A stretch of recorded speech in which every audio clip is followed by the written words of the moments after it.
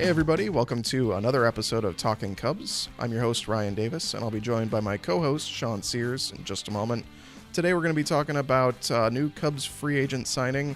As they head into spring training, it's a free agent reliever, and it could make things interesting in the bullpen this year, but let's get into that. Sean, what do you think of Xavier Cedeño? He's an interesting guy. Obviously, a left-handed reliever. That makes a huge difference for the Cubs, who are really kind of desperate at the moment to try and find a lefty reliever, just because they are pretty right-handed dominant right now with their bullpen as constructed. Encouraging numbers to an extent. It better than for... he had a pretty good season for the Rays in 2016. I think he ended the year with, I think it was like a 3.7 ERA or something like that off the top of my head. Kind of got banged around a little bit, and for the White Sox he was with the AAA club for a bit. I think he had an ERA somewhere around it was like 1.25 or something like that with a 10.38 K per nine as I'm pulling up Fangraphs.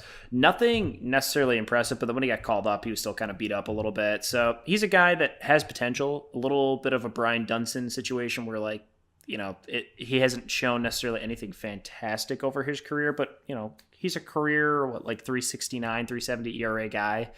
You could find a lot worse than that, to be honest. Right, yeah, I've got his 2018 and career stats right here. Looks like with the Sox and Brewers in 2018, 33 and a third innings, which isn't a ton, but again, this is a guy who's kind of a loogie. 34 strikeouts, so he's striking out about one batter per inning.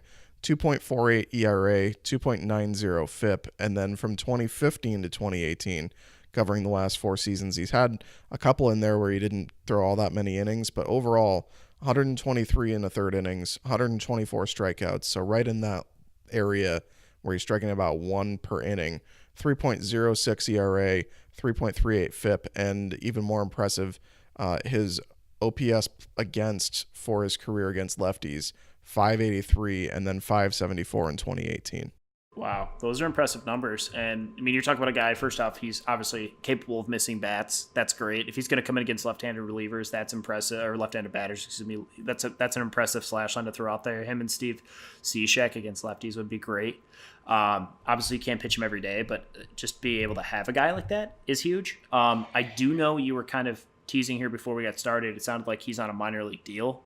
Yeah, that's what John Heyman said. I don't know if that's set in stone. Some of the other stuff I read made it sound like it's a major league deal, but the details are it's 1 year and $900,000, so it's under $1 million for a guy who had a pretty good year last year and is a solid bullpen arm. So overall, I think that aspect of it makes it a pretty good deal for the Cubs, whether it works out or not. But I think the major thing that we can look at, and you mentioned this player, Brian Duensing, it seems like these two lefties like that it's a similar role. They seem to be battling for essentially one bullpen position. Hard to see the Cubs carrying both, barring a ton of injuries. So that'll be something to watch in spring training, is those guys going head to head. Obviously, Duensing was great for the Cubs in 2017. He had a terrible season last year, so that'll be something to watch.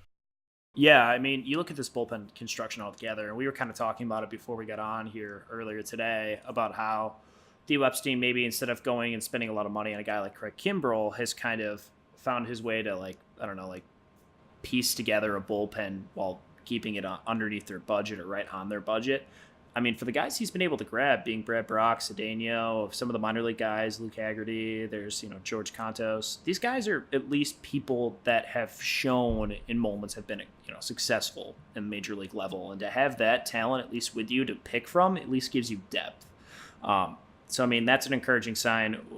Is Cedeño going to make or break this bullpen? Obviously not, but to have a piece like him gives you the flexibility you need sometimes to be able to go up against complex batting owners that we're going to see in the National League and just in the NL Central right now with how complex some of these batting orders are going to be now compared to what we saw last year. So it gives them opportunity to be ready for those moments, but I don't know. We'll have to see how Cedeño performs. Obviously, if it's a minor league deal, he's going to have to show that he's earned a rotation spot, but it's not like Brian Duensing bullpen. But obviously Brian Duensing's not doing anything to turn heads right now. So it's probably Cedeño's job to win out if he even has a pretty good performance in spring training.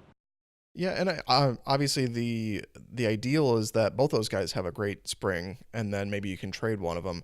Maybe Duensing and his, obviously he makes more money When we're talking about relievers making money, $3.5 million for 1 year is not a lot of money, but it is invested in a guy who was pretty awful last year. So the Cubs would probably rather both of them pitch really well, and then maybe you find a deal for Brian Duensing to send him away at the end of spring training. You keep Cedeño on the roster. I mean, I wouldn't be upset with that. I'm not going to hold my breath because Brian Duensing looked lost last year for a guy that plays baseball. Did not seem like he knew how to do that very well, which is unfortunate because 2017 was great. He was such a great addition. Maybe they find lightning in the bottle with Cedeño this year. Yeah, that's the hope, and I think that is the hope with a lot of those guys. And with the budget being restricted as it is, Theo Epstein, I think, has been really creative in putting together a bullpen. That's something that I said from the very beginning of the offseason was probably their most important area to improve was the pen, because they were losing a bunch of guys, and then Morrow's injured, and they kind of fell apart in the second half for the overall as it is. So the way they've kind of constructed the bullpen in really just, I guess, the last 3 to 4 weeks has been fairly impressive. They have probably, I would say, upwards of 13 or 14 guys who maybe don't all have a legitimate shot of making it out of spring training, but guys who either have had experience in the majors or have talent, like a guy like Rowan Wick. These are guys that they could be bringing in either to start the season or to send down to the minors to have that kind of bullpen depth and maybe try and find 7 or 8 guys to have a good year out of a group of, let's say, 13 or 14. Yeah, and that's what spring training is about. You have the ability to try guys out, see how they fit, bring them in situations that, obviously spring training it's not going to be the same type of dynamic, but at least you're going to have a chance to see these batters and get to see how these pitchers perform in there. So I would not be surprised if we see like Brian Duensing, Xavier Cedeño, even to maybe some of the other guys that maybe get on the spring training roster who are kind of in this position where they're playing for this final spot for the bullpen early in spring training, just because this is probably, when you look at across the board, as we talked about before in our Locked On Cubs podcast, there isn't too many positions on this roster that aren't completely settled. This is kind of the one up in the air question mark about who's going to get this final bullpen spot. So I'm excited to see this. This is definitely something. I mean, adding Cedeño is a huge piece. Brian Duensing, maybe he comes back. You can create some assets out of nothing. And I mean, the Cubs would love nothing more at this point than to add more pieces to try and either cut salary or get something back that's more useful. Well, I think that's it for this topic of conversation. If you guys like the Xavier Cedeño signing, be sure to let us know in the comments what you think of it. If you don't like it, let us know why as well, and add your thoughts on who you think should be in the bullpen or should not make it in the bullpen, what you're looking for in spring training. Feel free to get creative. Just interact with us, let us know, and give us more ideas for more videos to create down the road. And also, if you like content like this about the Cubs, be sure to go down in the corner and click that subscribe button. That helps us quite a bit if you want us to keep making videos. So thanks for listening, guys, and we will talk to you again sometime soon.